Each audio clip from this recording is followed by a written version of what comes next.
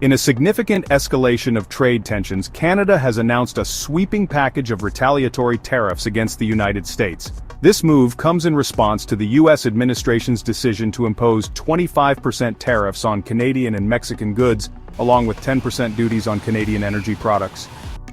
Canadian Prime Minister Justin Trudeau has made it clear that Canada will not let this unjustified decision go unanswered.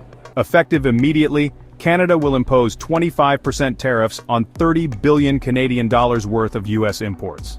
This is part of a broader strategy targeting 155 billion Canadian dollars in American goods, with further tariffs to be introduced after a 21-day consultation period. The first tranche of retaliation includes a list of 1,256 products such as orange juice, peanut butter, wine, spirits, beer, coffee, appliances, apparel, footwear, motorcycles, cosmetics, and pulp and paper. The Canadian government is also exploring non-tariff retaliatory measures, focusing on critical minerals and energy procurement. Ontario, a key player in this trade dispute, has taken a firm stance against the U.S. tariffs. Premier Doug Ford has announced that Ontario is prepared to cut off electricity exports to U.S. border states if the tariffs go into effect. Ontario is a major electricity exporter to New York, Michigan, and Minnesota, and this move could have significant repercussions for the U.S. In addition to cutting off electricity, Ontario is considering implementing a surcharge on every megawatt of energy states purchase. Premier Ford has also pledged to remove U.S. alcohol products from Liquor Control Board of Ontario shelves and terminate a $100 million contract with Elon Musk's Starlink.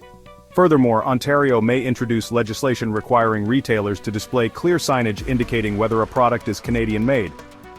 The federal government is also taking steps to mitigate the impact of its tariff countermeasures on Canadian workers and businesses.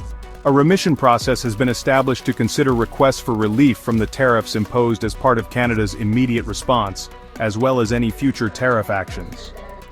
As the trade war intensifies, Canada remains firm in standing up for its economy, jobs, and workers. The Canadian government is holding consultations to potentially expand the list of targeted U.S. goods, which may include passenger vehicles, steel, and aerospace products. In conclusion, Canada is taking a multifaceted approach to counter the U.S. tariffs, with both federal and provincial measures aimed at protecting its economy and asserting its stance in this trade dispute.